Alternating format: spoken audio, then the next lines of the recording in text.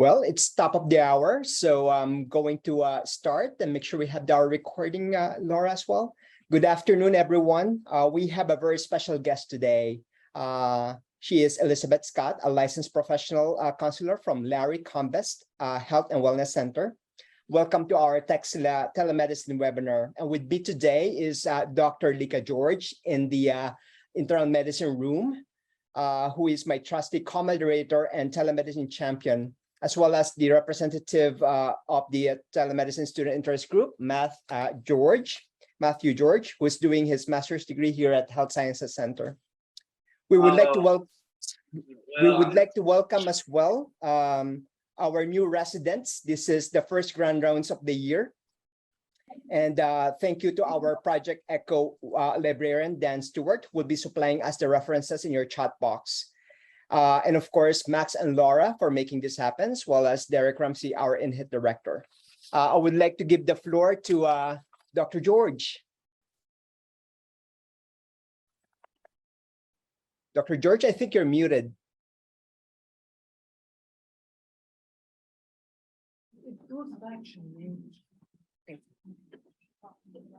This educational activity is a project of TexLa Telehealth Resource Center, which is a federally funded program with F. Murray Hall Institute of Rural and Community Health at Texas Tech University, along with the Well Ahead Louisiana with the Louisiana Department of Health with the support of the HRSA.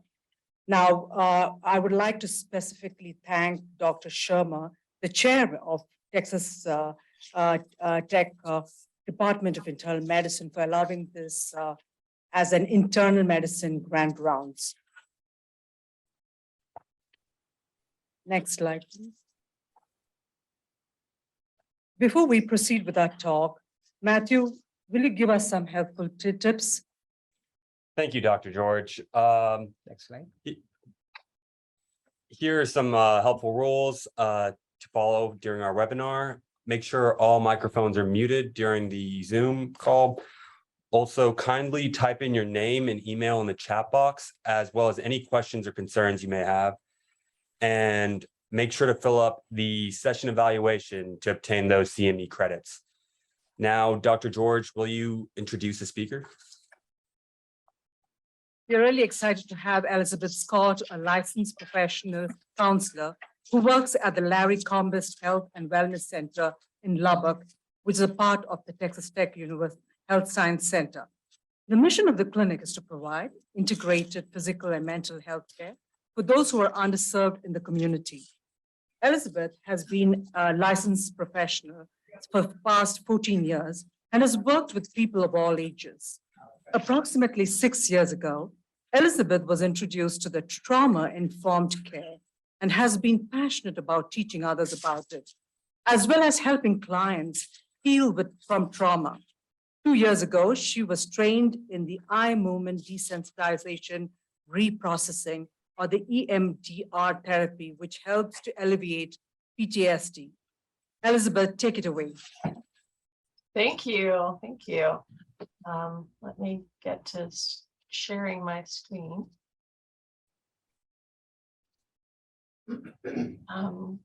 Let's see. Perfect. So y'all can see that. Okay. Let me see if I can see my notes and all. Just one moment, please. There we go. Okay. So hello, everyone. And welcome. Today, I'm going to be talking about the importance of providing trauma-informed care in a primary care setting and while using telehealth. So here's my agenda. First, I'm going to talk about breathing or breath, then give an introduction and cover information on trauma. After that, I'll go over the history and findings of the Adverse Childhood Experiences Survey and things to consider in a primary care setting. I'll continue by explaining that what trauma-informed care is, how to practice it, and how staff wellness is an important component. Next, I'll go over strategies to use to provide trauma-informed care while utilizing telehealth. And finally, I'll share that there are ways for people to help people heal and recover. So Because today's presentation talks about trauma, I wanted to introduce you to a tool that you can use if you should feel uncomfortable at any point during today's discussion. It's the most effective tool available to us at any time we need it and serves to calm our nervous systems. It's breathing. So practice with me just for a minute. Might feel kind of awkward at first, but let's just try. Inhale through your nose and attempt to expand your diaphragm instead of your chest. Then purse your lips like you're going to blow through a straw and exhale slowly. So I'm going to try it 2 or 3 times. Let's try to do it together, okay? So just take a nice deep breath in through our noses and out through our mouth.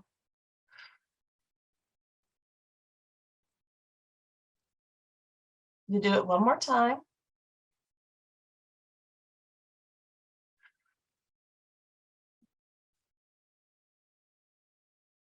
So this is called diaphragmatic breathing. It can also be called ocean breathing or smell the flowers and blow out the candles if you're ever helping children to kind of regulate big emotions. Oops, oh, I think I'm ahead. Okay, so introduction.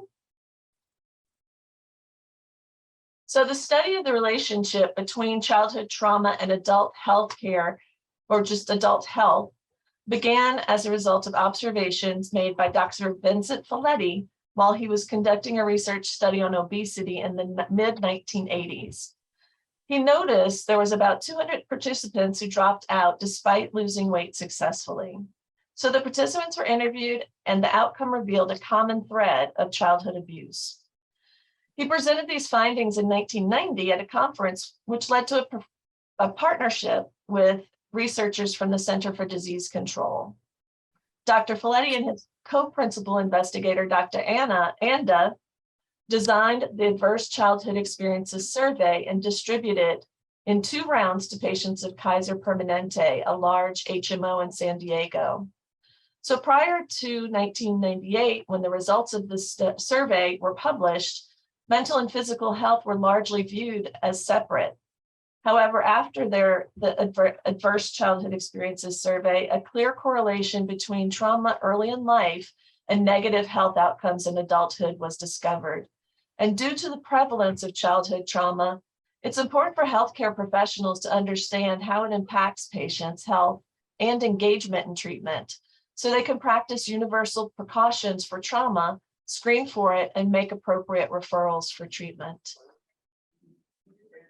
So let's talk about what is trauma. Trauma occurs when a person experiences a serious injury, threat of death, or a violation of personal integrity, or a person witnesses a serious injury, threat of death, or actual death, and the experience evokes strong feelings of fear, helplessness, and horror. Trauma is subjective because individuals experience events differently. An event is traumatic depending on how an individual interprets, applies meaning to, and is disrupted by the event. According to SAMHSA Tip 57, Trauma-Informed Care and Behavioral Health Services, for some people, reactions to a traumatic event are temporary, whereas others have prolonged reactions that move from acute symptoms to more severe, prolonged, or enduring mental health consequences and medical problems. Trauma may be experienced firsthand, witnessed, learned about the experience from a close family member or friend, or results from a repeated exposure to details of traumatic events. Adaptive responses to a traumatic event include fight, flight, or freeze, depending on the person and the situation. During fight and flight, the brain interprets danger and sends a message to the heart to start beating faster, so there's more blood delivered to the extremities, enabling one to defend themselves or escape. With freeze, one will stay still in hopes that the danger will pass. How does trauma affect the brain? So our brain has 2 major parts, the cortex or upper part, and the limbic system and brainstem or lower part. The cortex controls thinking, planning, learning, decision-making, and emotional regulation and reflection. This part of the brain is not fully developed until a person's 25 years old. The limbic system and brainstem are the emotional part, and our alarm system which triggers our fight, flight, or freeze response to keep us safe from danger. Both parts of the brain usually work in concert with one another. However, when we're in danger or experience strong emotions, the alarm system will go off and the limbic system and brainstem take over. When the limbic system and brainstem are online, the prefrontal cortex is offline. So it's difficult for a person to control their emotions and behaviors when they are triggered or in survival mode. So a really great way to provide understanding of how the brain responds to danger and strong emotions is Dr. Dan Siegel's hand model of the brain. So if you hold your hand up, tuck your thumb in, and wrap your fingers around your thumb, this presents the brain working together. The cortex and the limbic system are connected and communicating. When we experience strong emotions or perceive danger, the limbic system takes over and you flip your lid. The connection is broken and it can be hard to control emotions and make decisions. So when a child grows up in an unsafe environment, the limbic system, which controls their response to danger, may become overdeveloped because it's needed to keep them safe. Conversely, the prefrontal cortex is less developed. It's the part of our brain that helps us regulate our behavior and emotions, as well as think about the consequences of our behaviors. So think about difficult patient or angry patient that you may encounter. They're likely anxious about having to come to an office or clinic, at a crowded lobby, and that can increase anxiety. This person can become triggered because their brain is signaling danger. They may have to wait in this state and environment for a long time. If there are any issues with their appointment, paperwork, billing, they may flip their lid and react in anger, fear, or shut down in an effort to protect themselves. So how do ACEs, or adverse childhood experiences, affect behavior and health? It's through stress. Frequent or prolonged exposure to adverse childhood experiences can create toxic stress, which can damage the developing brain of a child and overall health. It can cause problems in school due to issues with the ability to respond, learn, and think things through. Behavior problems like fighting, defiance, and zoning out can result from a lower tolerance to stress. One's ability to form and maintain friendships is impacted. It increases problems with learning and memory, which can be permanent. And it also, the body's ability to fight infections may be impaired due to increases in stress hormones. So during the introduction, I shared information about Dr. Folletti and Dr. Anda creating the Adverse Childhood Experiences Survey. From 1995 to 1997, over 17,000 patients of Kaiser Permanente were asked 10 questions about their childhood. Participants were almost equally divided amongst genders, with males making up 46% and females 54%. The racial ethnic makeup of the group was about almost 75% white, 4.5% Black, Asian Pacific Islanders 7.2%, Hispanic 11.2%, and other 2.3%. The majority of the participants, 66.3%, were over the age of 50, and 75.2% had some college or were college graduates or higher.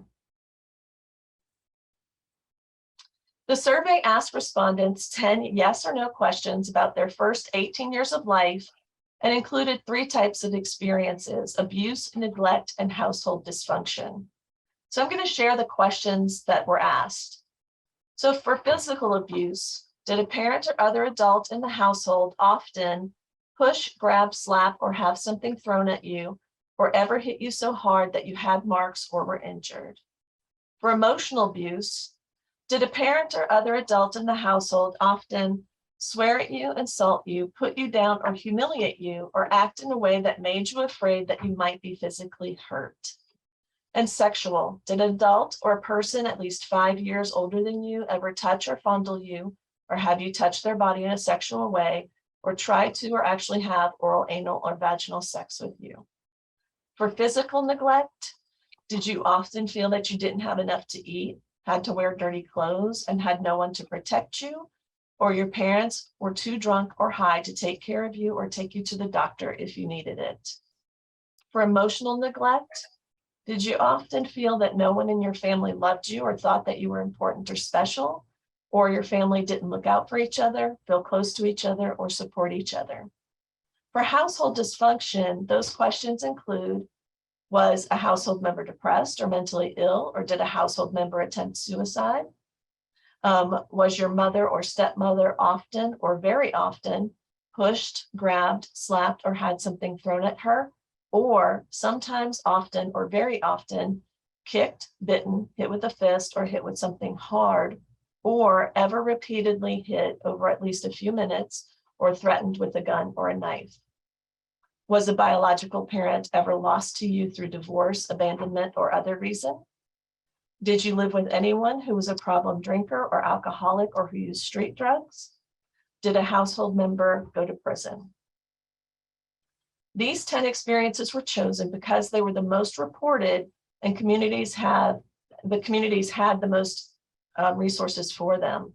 But these are not the only traumas to consider. The results of the ACEs survey shows that 36.1% of people had reported 0 adverse childhood experiences. 26% reported one, 15.9% 2, 9.5% 3, 12.5% 4, and 63, or 4 or more, 12.5% 4 or more. 63.9% of the participants had at least one adverse childhood experience. In addition to the survey, Dr. Folletti and Dr. Anda examined the participants' health records as well. This is a graph of one of the findings of the survey. As one can see, there's a graded dose response, as Dr. Folletti describes it. As the number of adverse childhood experiences increases, so does the likelihood that an individual will smoke. This graph illustrates the connection found between the score on the ACEs survey, age a person begins smoking, and COPD. Dr. Folletti said of the findings that a person with a score of 4 is 390% more likely to have COPD than a person with a score of 0. Excuse me. Again, this graph shows the connection between the amount of adverse childhood experiences the participant had and the likelihood of IV drug use. A person scored a 6 or higher has a 4,600% increase over a person who scores 0, according to Dr. Folletti.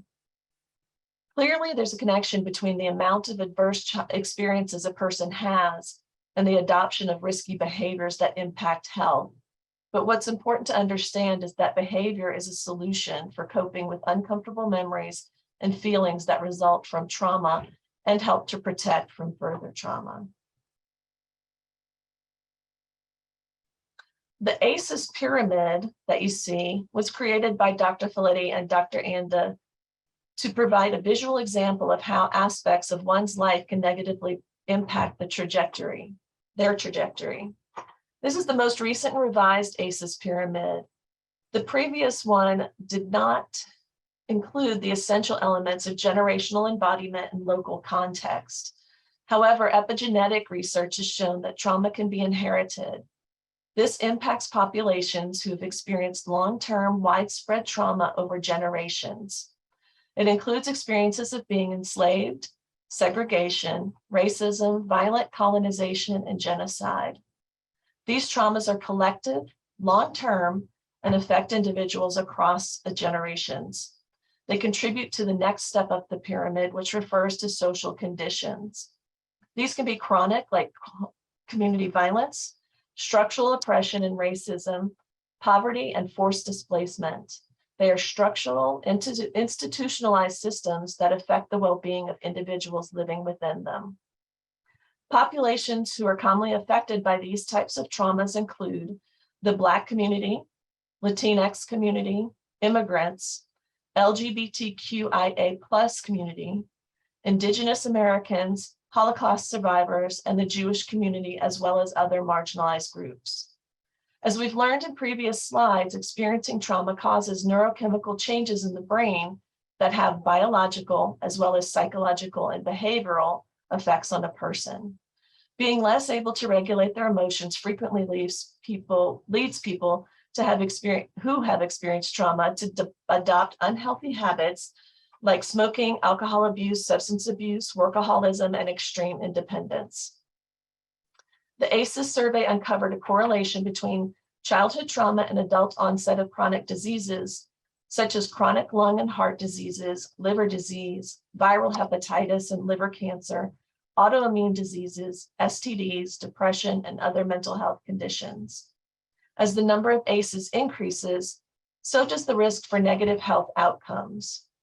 A shocking example is that a person who has experienced 6 or more adversities as a child dies on average of 20 years earlier than those with 0.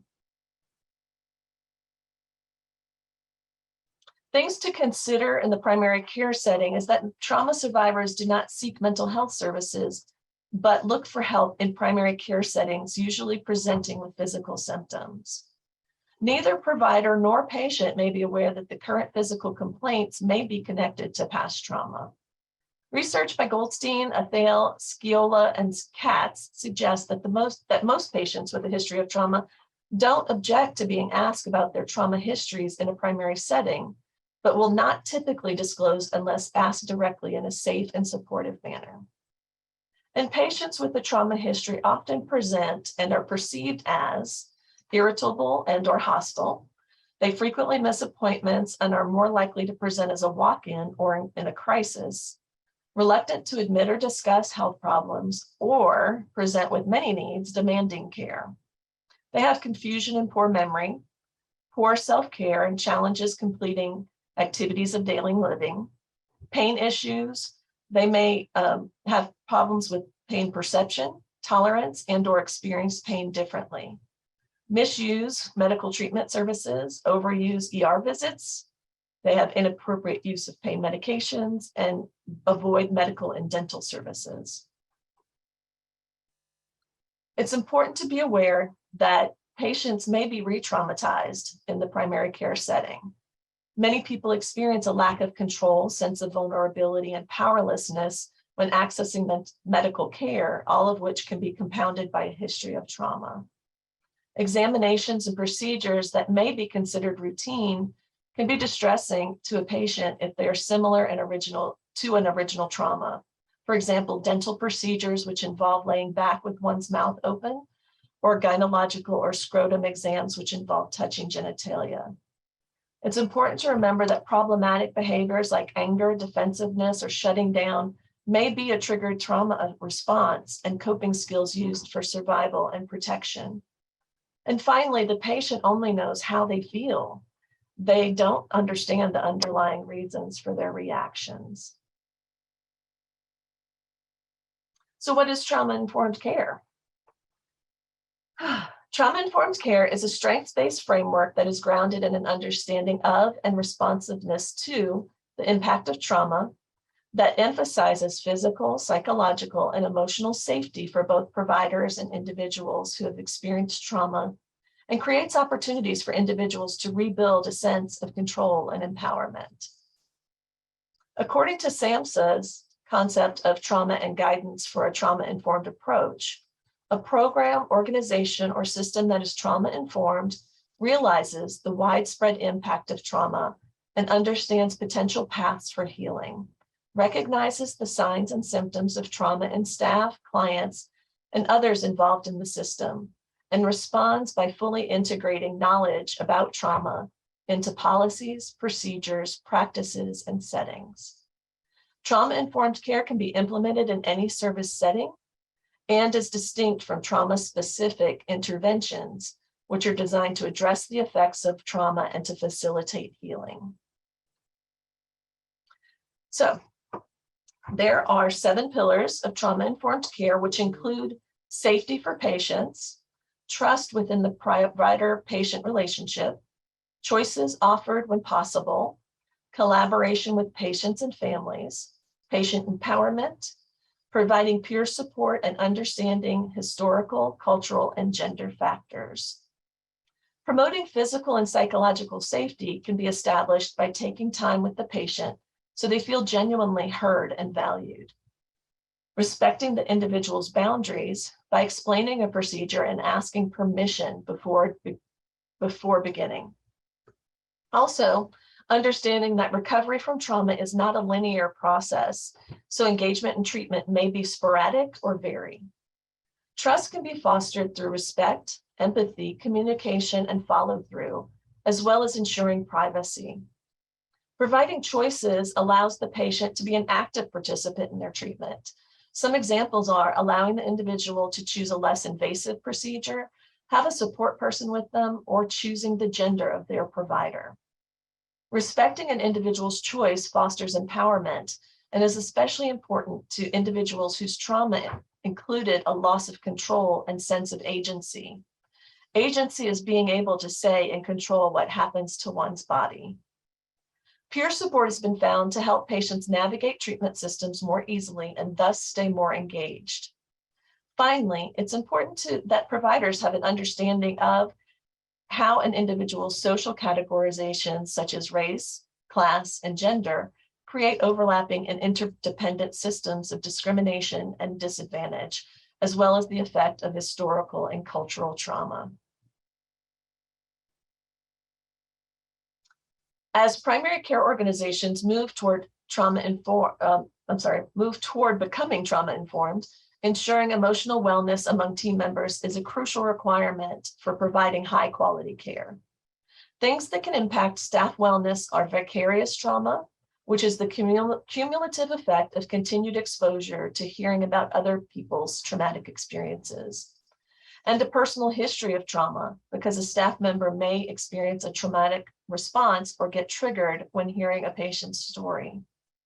Continued indirect exposure to trauma can contribute to burnout, a form of physical, mental, and emotional exhaustion caused by work-related stress. Symptoms of chronic emotional stress are guilt, social withdrawal, anger, cynicism, chronic exhaustion, physical illness, inability to listen, loss of creativity, absenteeism, poor interpersonal relationships, and compassion fatigue. All of these can lead to negative organizational outcomes.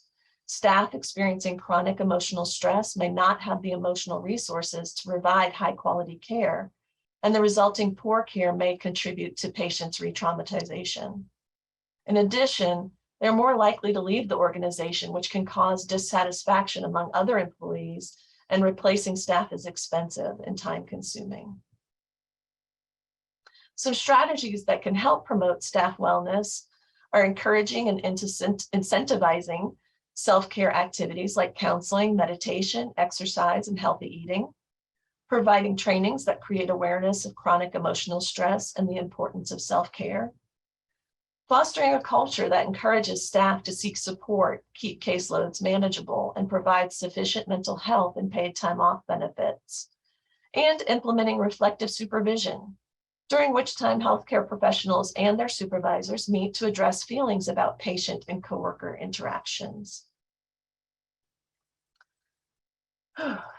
Providers can apply the same 7 pillars of trauma-informed care when using telehealth for patient care and their advantages over in-person treatment.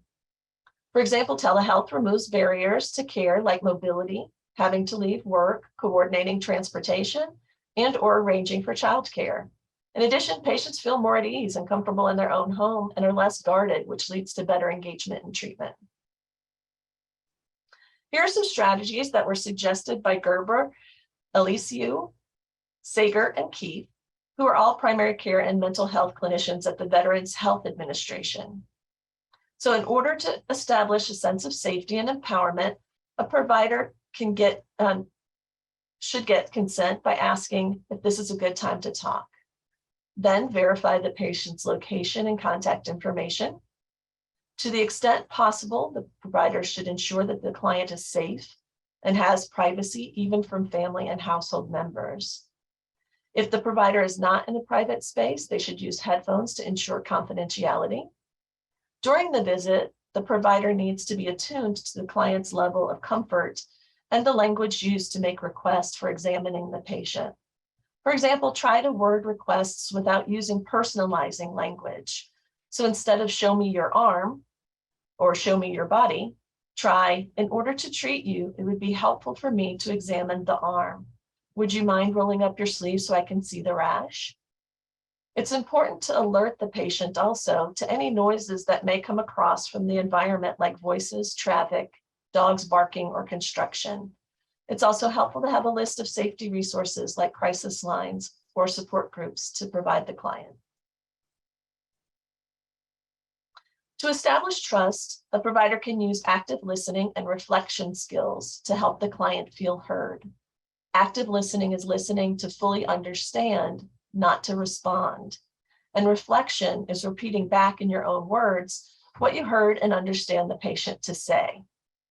Another strategy for establishing trust, safety, collaboration, and empowerment is agenda setting. After ensuring that it is a good time to talk and the patient has privacy and is in a secure environment, the provider can explain what the appointment is for and ask if there is anything else that the patient would like to discuss. Keep asking until the patient is finished and then ask the patient to prioritize their concerns. This gives the appointment structure, organization, and predictability. It may even save time. The provider should be mindful of the patient's view of them. Sitting back from the camera will allow the patient to see the provider's body language and makes for better eye contact. It's also important to dress professionally and avoid distracting backdrops. Providers can help patients access peer support by helping connect the client to virtual support groups and community health workers if the clinic has them. As mentioned earlier, a great tool for collaboration is agenda setting with the patient and partnering with the patient to create goals for treatment and ways to overcome challenges to reaching them. Empowerment and choice can be fostered by assuring the patient that they can end the visit at any point, allowing them to choose the room where the visit takes place, and inform them that the topic of discussion can change even abruptly if needed. A provider can show respect and sensitivity to cultural, historical, and gender issues by asking about and using the patient's preferred pronouns. Also, providers need to be mindful about how social determinants of health may be affecting the patient's health and well-being, as well as asking about and providing resources for housing stability and food insecurity during the visit. Additionally, a provider needs to be sensitive to the patient's feelings about revealing their personal space and refrain from commenting about it. Finally, organizations should seek ways to make telehealth accessible to those who lack devices and internet access or need an interpreter. So there is hope in healing. Treatment modalities for trauma include eye movement desensitization reprocessing, or EMDR. It was developed by Francine Shapiro in 1987. It works from the premise that traumatic memories are unprocessed. So a therapist will use eye movement or tapping to help the client process the memory of the event. It also works to change negative beliefs that the client has as a result of the experience.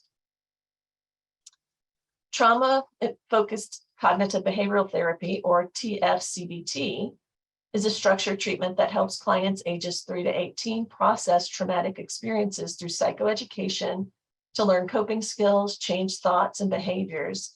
It also utilizes narrative therapy to help client process the experience. There's cognitive processing therapy. It is also a structured treatment that helps change the client's thoughts and beliefs about the experience. Accelerated resolution therapy helps by changing how the memory of the experience is stored in the brain. It kind of builds on EMDR techniques. Hypnotherapy can help reduce the emotions attached to the event. And these are just a few of the many options available for trauma treatment. But coupled with this, I have to mention post-traumatic growth. Richard Tedeschi and Lawrence Calhoun coined the term post-traumatic growth in the mid-1990s at the University of Carolina. It's the idea that an individual can develop strengths and resiliency as a result of traumatic experiences.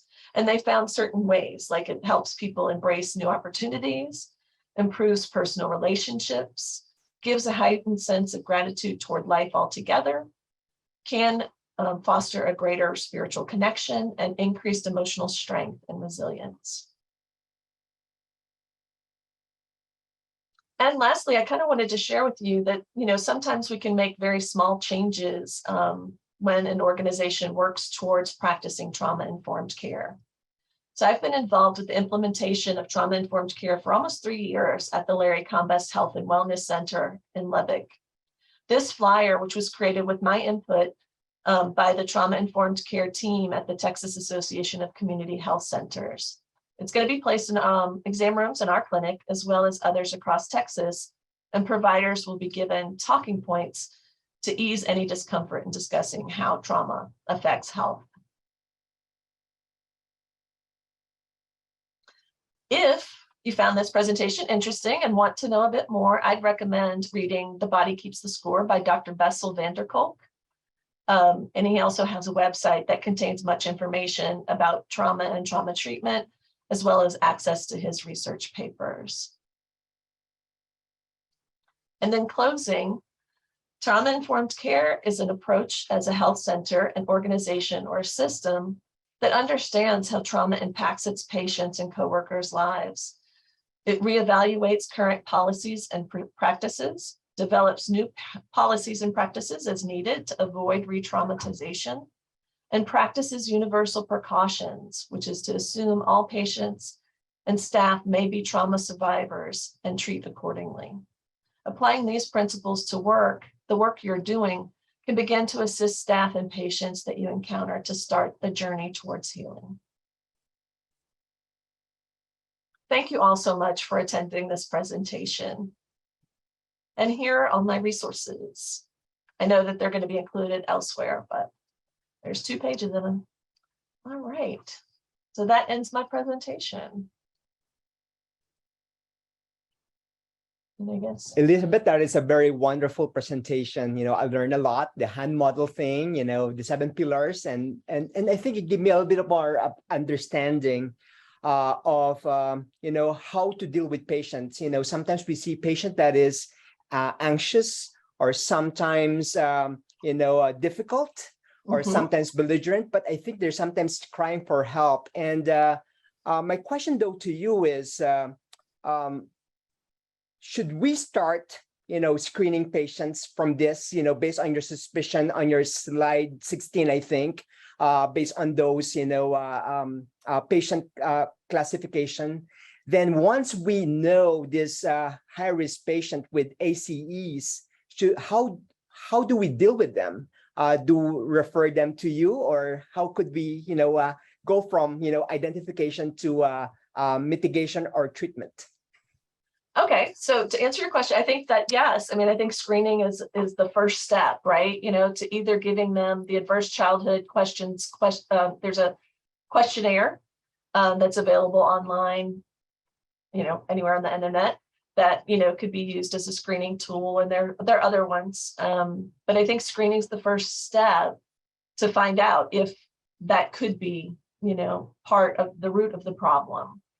Because the behaviors are just a symptom, right? And so, yeah, I think once you find out or suspect that trauma could be something that is, contributing to the client's health issues, then yeah, I would definitely refer them to a behavioral health specialist, a trained therapist, preferably one that's trained in trauma treatment of whatever modality would be useful.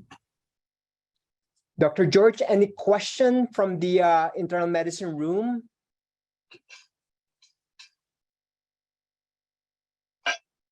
I think you are muted, Dr. George. But we have great comments there as well, from the audience. And if you have any question, please type it in. No, we do not have any questions so far. It was a great talk, Elizabeth. Oh, thank you. Thank you, Dr. George.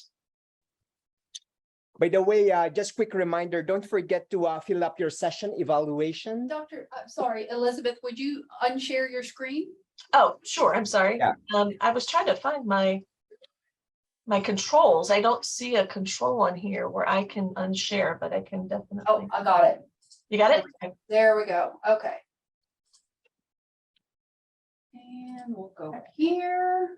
Then we will have the QR code for the session evaluation. So don't forget to fill up the session evaluation. And we'll email it out as Uh-huh. well. Do you have any question, Matthew? Do you find that interesting? Yeah, that was a great talk. I actually did have a question.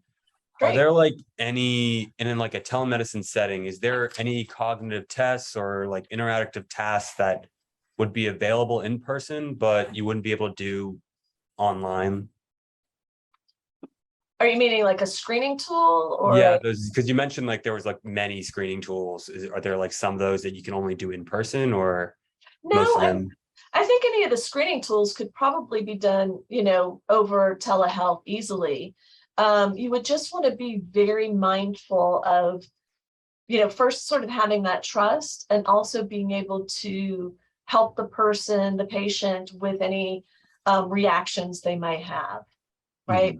Sometimes in my practice, even mentioning or talking about trauma, I mean, people get a look on their face, wide eyes, they get, noticeably more anxious, almost terrified, even if, I mentioned the sexual abuse, that can be a trigger.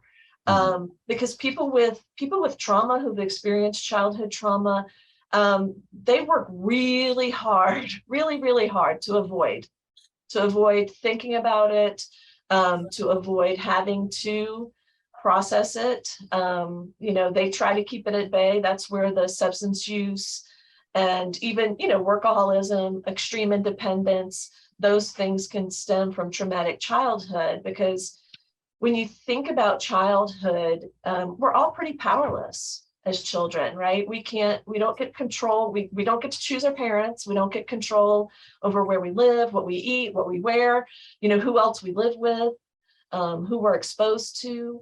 And so when children experience traumatic events, they tend to blame themselves, because children also are very egocentric, as we know. And so it's those negative beliefs that also contribute to the shame and anxiety that can come through trauma as well. So you just want to be very mindful of any reactions that you might see. But there are ways to do some of the trauma treatment online through telehealth.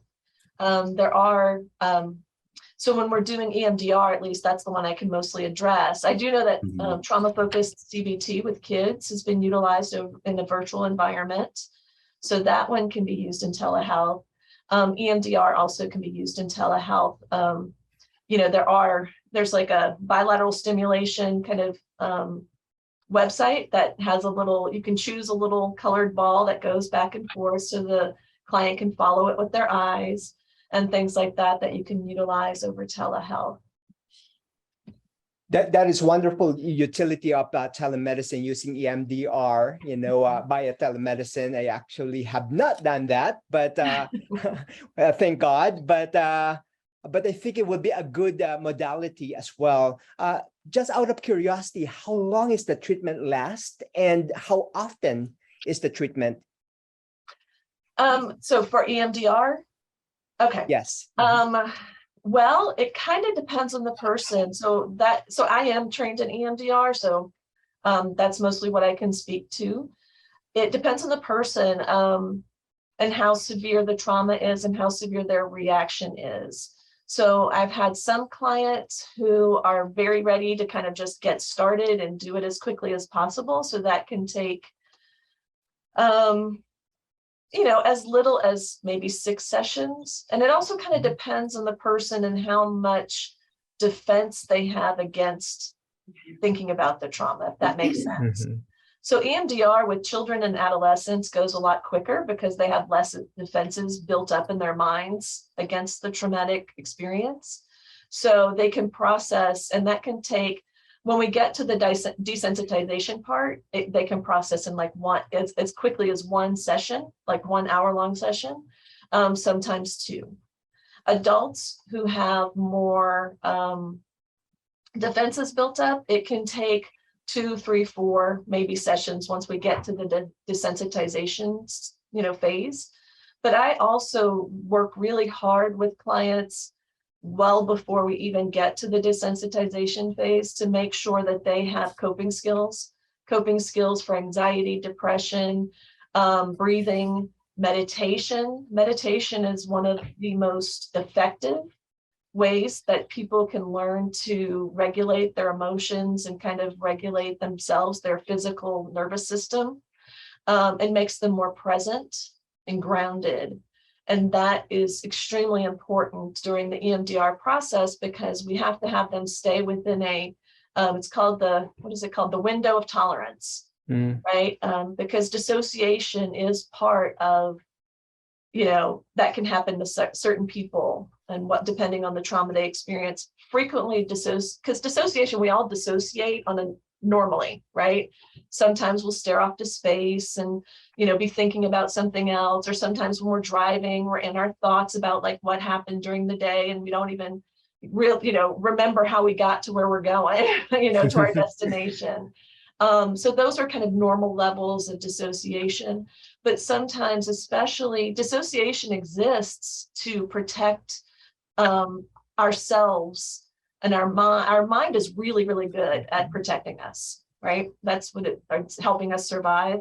And so when a person's like experiencing a trauma where they can't protect their body, they can't get out of it, then their mind will sort of send their awareness away. So they don't have to be present for what's going on in their body. And so through time, though, that can become something that's problematic, right? Where dissociation happens just all the time in a person's life, where, they may develop, that's where you get dissociative identity disorder or other things going on. Completely agree. It's a coping mechanism, it's being human. The other thing you mentioned earlier in your discussion is, the regular physical examination we do, could sometimes trigger things. And I think this will be a good lesson for clinicians. We have a lot of doctors there from internal medicine that sometimes when we examine patient, we thought routine, especially I'm a trauma surgeon, we have our A, B, C, D, E, and E is exposure. So disrobe them, we cut their clothes and, and just rip them apart essentially, And so I think telling them, that what you're doing next, like I'm going to remove your clothes because this is part of the examination, probably will decrease the anxiety and the stress that the patient receive, because some of the patients we examine are victim of stab wound or a gunshot wound or motor vehicle accident. They're already traumatized. And you mentioned this, avoid re-traumatization. Yeah. So I think it's a learning point for us. I have a question though, because one of our, audience here is actually from Ghana in Africa. Oh, wow. Okay. Yes. And he's kind of interested, if they're going to set up, something like this, in Africa, what are the things or tips that you could give them on how to set this up, Well, trauma, like how to become more of a trauma-informed care organization. Yes, exactly. Probably one of my first recommendations would be to go to the SAMHSA website. So that stands for, in the United States, the Substance Abuse Mental Health Services Administration, I believe. I got them all. You're correct. They have some incredibly great informative materials on there in the forms of their tips, which are big books that you can order. That can really explain in detail the process of becoming a trauma-informed care organization. It is a long process. Like I said, at the end, is I've been involved with it here at the Larry Combest Clinic for almost 3 years. And some of it got a little derailed with the pandemic, obviously. So that's taken a little bit of time, but it is a process because it is about sort of changing the culture of the organization and trying to help everybody understand the importance of changing the lens with which they view people, right? And view patients' behaviors and things. So that's what I would recommend, is probably going to the SAMHSA website and, downloading or getting those books, because there's one on just becoming a trauma-informed care organization, as well as, trauma-informed care in behavioral health, that are really helpful. So Dr. Osman, that will be very helpful tip from Elizabeth. Elizabeth, one more question. how do we refer patient to you? If we identify somebody, like in trauma service, because Mhm. I don't know if everyone knew this, that if patient had a gunshot wound, the chance of recidivism is very high, meaning the chance of Oh. them coming back is very high. Wow. If you have an IV drug abuser, and they overdose, the chance of them coming back again in your ER is very high. So we had to break this, vicious cycle. Mhm. And I think the way to do that is, send this patient to you for, for treatment and management. So how could we get hold of you? Well, if you are part of the Texas Tech Health Sciences and Texas Tech, I guess, university system to do referrals, I think I am in the system under behavioral health. So you could easily submit that referral that way. And, there's also a lot of really, really talented counselors in the community that are also EMDR trained. It can be problematic because a lot of private pay now. Some accept insurances. The benefits of our clinic, is that we offer a sliding scale fee for people don't even have to have insurance to come see me. And some can see me for as little as $8 an hour, which I love. I want, it's important to me. And I know Dr. Milan, who's my colleague, as well as Stephen Gutierrez, who is also a licensed professional counselor that works at the Larry Compass Clinic, the Central Clinic. We all really, it's important to all of us to serve people who, wouldn't normally be able to be served in different Oh, situations. these are very important services, and thank you very much for your service. Dr. George, any questions from our room? I think we do not have anything. Yeah, and Elizabeth, thank you very much, by the way, for the tip, because, I think it's very important to have wellness as well, taking care of ourselves. We Mhm. provider are so exposed to burnout. I do remember as a resident in after my 2 months in burn care, in burn service, I am really fatigued and whatnot. So thank you very much, Elizabeth. And Dr. George, do you want to present our challenge coin to Elizabeth? Yes. We would like to, next slide, please. Yeah, we would like to present Elizabeth Scott with this prestigious TexLa Challenge coin for this wonderful talk and her wonderful work as a champion of telemedicine and helping people to heal from trauma. Thank you. Next slide, please. August 4th, we have on 2022, we have a unique telemedicine webinar on telestroke, please. So it'll be exciting to have all of you back next month. And this was a wonderful discussion, Elizabeth. We really enjoyed it and hope to collaborate with you in a big way. Thank you very much. Thank you, Thank Dr. you, George. Elizabeth. Thank you, Dr. Next, Santos. Oh, no, thank you. And before we go, next slide, Laura, I would like to invite everyone to register to our Telehealth at the Crossroads conference. This is our annual conference, and our theme is utilizing telehealth to manage challenges and disparities in healthcare via Zoom. And we have distinguished speakers like Tanya Williams from Wellhead, Louisiana, Nora Belcher from Texas eHealth Alliance, Dr. Elaine Kong from University of California, San Francisco, and we have an astronaut speaker. Kathleen Robbins will be joining us, who is from NASA. Thank you, everyone, for joining us today. Thank you very much, Dr. George, and our internal medicine colleagues. Thank you very much. Laura, Max, Matthew, thank you very much. And to all who joined our conference, thank you very much. And see you at the Crossroads. Thank you.